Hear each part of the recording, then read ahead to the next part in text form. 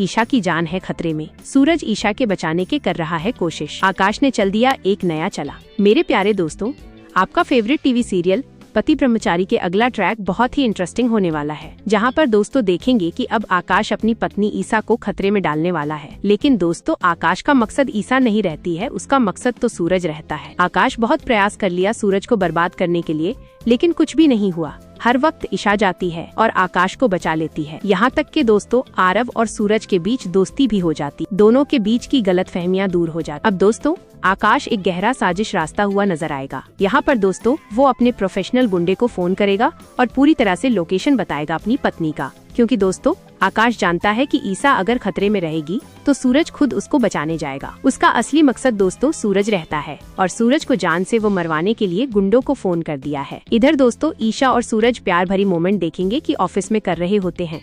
यहाँ पर सूरज ईशा के नजदीक जाएगा और बीते हुए दोनों को याद करेगा। दोस्तों वो काफी खुश होता है मन में, जैसे कि वो सपना देख रहा है कि सच में ईशा उसकी पत्नी है। लेकिन हकीकत जब उसको फिर से पता चलता है, यानी सच्चाई जब उसके सामने आती है, तो फिर से गुस्सा हो जाता है। दोस्तों वो ईशा को अपनाना चाहता है, ईशा से अपनी दिल की बात करना चाहता है कि वो कितना दर्द में है और वो कैसे IAS ऑफिसर बना, कितना संघर्ष किया है। लेकिन जब उसको ईशा के मांग में सिंदूर दिखता है और उसके गले में मंगलसूत्र, तो दोस्तों सूरज गुस्सा हो जाता है और कहता है कि आप सिर्फ काम कीजिए, बात मत कीजिए। मैं आपसे कोई बात नहीं कर रहा हूँ, आप मेरी सेक्रेटरी है, ये मत भूलिएगा। ईशा दोस्तों थोड़ी दुख हो जाती है, क्योंकि थोड़ी देर पहले सूरज एकदम खुश था और ईशा से बात कर रहा था जैसे कि मजाक कर रहा है और दोनों काफी खुश लग रहे हैं पहले की तरह दोस्तों। लेकिन सूरज के दिल में दोस्तों ईशा के लिए सिर्फ नफरत है और दर्द है। इसलिए दोस्तों जब भी सूरज को याद आता है कि ईशा जी ने मुझे छोड़कर आकाश को ही क्यों चुना, इस वजह से दोस्तों वो काफी तकलीफ में रह रहा है। यहाँ पे दोस्तों ईशा सूरज से पूछती है कि सूरज तुम्हें क्या हो जाता है? थोड़ी देर पहले तो तुम ठीक थे, मुझसे बात कर रहे थे,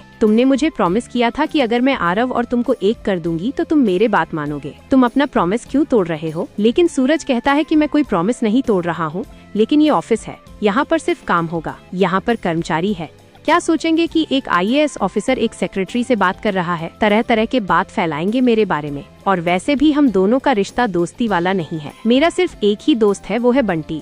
लेकिन आपकी वजह से वो मेरे से बात भी नहीं करता है। अगर वो रहता तो मैं उससे काफी बात करता, अपने दिल की बात उसको बताता। लेकिन आप तो मुझे धोखा देकर अपनी जिंदगी में आगे बढ़ गई है। आपको तो कुछ फर्क नहीं पड़ता है कि मैं कितना तकलीफ में हूँ। मेरे दिल में कितना आग लगती है कि आप मुझे धोखा देकर अपनी फैमिली बना ली। और मेरा क्या हुआ? आपने मेरे बारे में सोचा भी नहीं। इधर दोस्तों आकाश अपने गुंडे को बुलाकर समझाता है कि हाईवे वाले रोड पर ही मेरी पत्नी ऑटो रिक्शा से जाती है और वहीं पर ऑटो वालों को मैं समझा दिया हूँ, रोक देगा और छोड़कर चला जाएगा। तुम लोग डराते रहना, वो जरूर फोन करेगी, अपनी आशिक को जरूर याद करेगी और सूरज बेचारा अपनी प्यार को बचाने के लिए जाएगा, लेकिन जिंदा वापस नहीं आएगा। कल न्यूज़पेपर में बड़ा खुलासा होगा कि IAS ऑफिसर का हो गया निधन और मैं अब अपना राज चलाऊंगा। मेरे इस इंदौर जिले में IPS आकाश सिंह का राज चलेगा। ईशा अब हमेशा के लिए मेरी हो जाएगी। इधर दोस्तों सूरज और ईशा ऑफिस में रहते हैं, लेकिन दोनों के बीच में फिर से दूरियां बढ़ जाती हैं। दोनों एक दूसरे के शक्ल भी नहीं देखते हैं। ईशा थोड़ा नाराज रहती है, वो जाती है अब क्योंकि ऑफिस का समय खत्म हो गया रहता है। सूरज कहता है कि आप मेरी गाड़ी में आइए, लेकिन ईशा कहती है कि तुम्हारे साथ में नहीं जाऊंगी सूरज।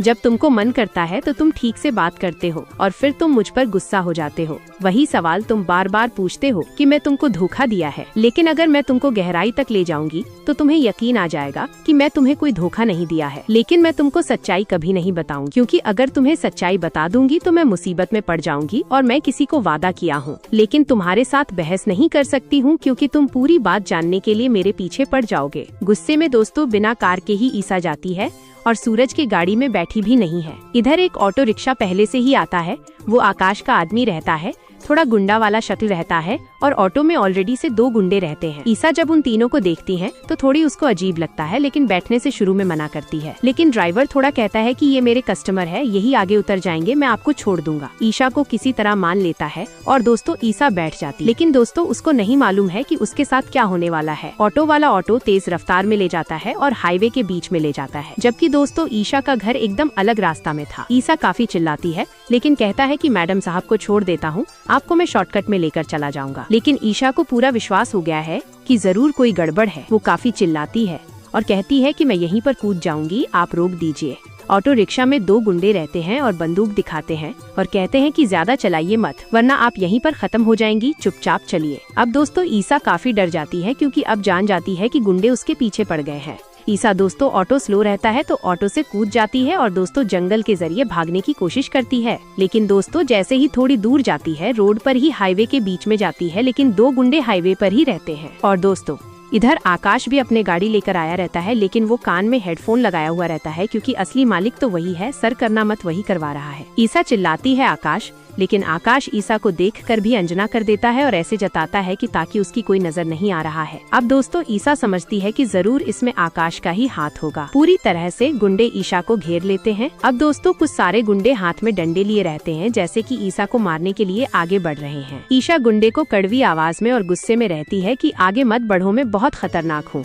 हाथ में चाकू ली रहती है, लेकिन चाकू छोटा सा था। हंसते हुए गुंडे कहते हैं कि अब तुझको बचाने के लिए कोई नहीं आएगा। अगर तुझे किसी को भी फोन करना है तो फोन कर दे, लेकिन अब तेरी जान जाएगी। दोस्तों एक आखिरी उम्मीद रहती है ईसा को कि वो सूरज को फोन करें और वह सच्चाई जान जाएगी कि सच में वो सूरज प्यार करता है या नहीं। दोस्तों एक तरह से ईसा परीक्षा लेती है सूरज का। मुश्किल समय था, ईसा के पास आकाश को फोन करती है तो आकाश फोन काट देता है। वही सूरज को फोन करती है तो सूरज दोस्तों ईसा का जब फोन देखता है तो वो भी अब फोन उठाना नहीं चाहता है। लेकिन एक बार ईसा ट्राई करती है, 2 बार फोन आता है। सूरज फैमिली के साथ है, यानी ताई माँ सूरज के पास ही थी। ताई माँ सूरज से कहती है कि क्या हुआ बेटा, किसका फोन आ रहा है बार बार। लेकिन यहाँ पर मोनिका भाभी थोड़ी देख लेती है और कहती है कि ये तो छुई मुई का फोन है, यानी ईसा का। यहाँ पर ताई माँ काफी गुस्सा हो जाती है और सूरज से कहती है कि वो क्यों फोन कर रही है, ऑफिस का तो समय खत्म हो गया है, उसको मालूम नहीं है कि अब तुम घर पर होंगे अपने फैमिली के साथ। लेकिन सूरज कहता है कि मुझे भी कुछ समझ में नहीं आ रहा है कि वो इतनी शाम को मुझे क्यों फोन कर रही है। लेकिन काव्य कहती है कि भैया आप फोन उठा लीजिए, हो सकता है कि अभी भाभी घर पर नहीं आई हो,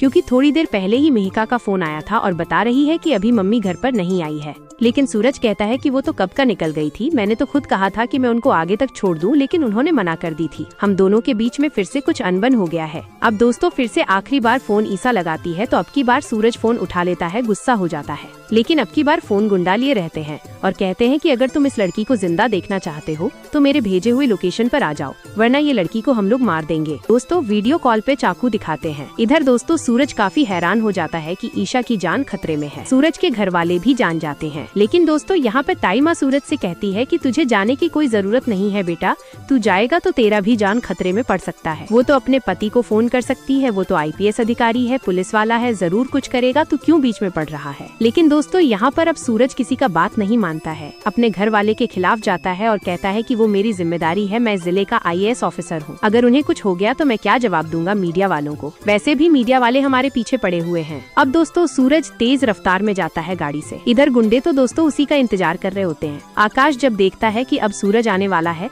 तो वो तुरंत ही थोड़ा दूसरे हाईवे पर चला जाता है, थोड़ा दूरी पर रहता है। अब कहता है कि जाइए IAS ऑफिसर साहब, अब आपका जिंदगी तो खत्म होने वाला है, शायद आपको भगवान शांति दे, आपकी आत्मा का शांति दे। और दोस्तों आते ही सूरज कहता है कि ये तुम लोग क्या कर रहे हो, तुमको मालूम नहीं है कि ये IAS ऑफिसर सूरज सिंह के सेक्रेटरी है, तुम लोग इंदौर में हो और मैं इस इंदौर का IAS ऑफिसर हूँ। लेकिन गुंडे कहते हैं कि हम लोगों को कोई फर्क नहीं पड़ता है, अब हम लोग तुमको भी नहीं छोड़ेंगे, हम लोगों का यही मकसद था तुमको जान से मारने का, ये लड़की तो सिर्फ एक मोहर थी, असली शिकार तुम ही थे, क्योंकि हम लोग जानते हैं कि तुम इस लड़की के लिए जरूर आओगे। यहाँ पर दोस्तों ईसा काफी घबरा जाएगी, क्योंकि वो सोच लेगी कि अब सूरज काफी मुश्किल में पड़ जाने वाला है, मेरी वजह से सूरज की जान खतरे पड़ जाएगी। लेकिन दोस्तों दूसरी तरफ सोचेगी कि इन लोगों को कैसे मालूम है कि जब मेरी जान खतरे में पड़ेगी तो सूरज आएगा। अब दोस्तों वो काफी सोचती है और गुंडे से कहती है कि तुम्हें आकाश ने भेजा है ना, IPS आकाश ने। फोटो दिखाती है, लेकिन गुंडे कहता है कि ये लड़की हमें किसी ने भेजा हो, तुझसे क्या मतलब।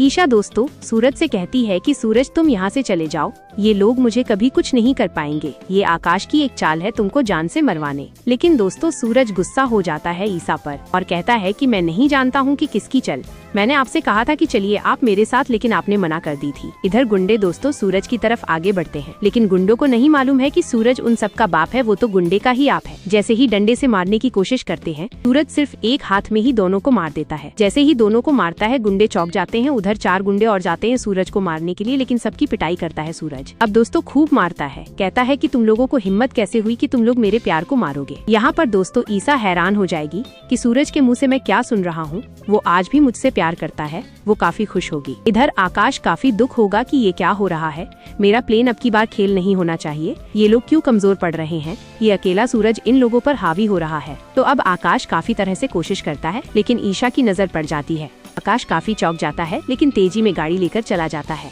अब दोस्तों ईसा काफी चौंक जाती है कि इन सब के पीछे आकाश ही है। इतने दिनों तक सूरज के ऊपर जो भी मुसीबत आई है सिर्फ आकाश करवा रहा है। दोस्तों थोड़ी गुंडे दोस्तों देखेंगे कि सूरज को जख्मी कर देते हैं, लेकिन किसी तरह सूरज ईशा को बचा लेता है। लेकिन ईसा दोस्तों सूरज को गले लगाएगी, थोड़ी रोती हुई कहेगी कि तुमको क्या जरूरत थी मेरे लिए आने के लिए, ये आकाश की एक नई चाल थी, मैंने खुद आकाश को देखा है। सूरज कहेगा कि मैं आपकी तरह नहीं हूँ, कि मैं आज भी आपसे प्यार करता हूँ। दोनों फिर से गले मिल जाएंगे। यह नज़ारा देखकर आकाश काफी डर जाएगा। अब देखना ये है कि दोस्तों ईसा आकाश के साथ क्या करेगी। आगे की लेते जानकारी के लिए चैनल सब्सक्राइब करें।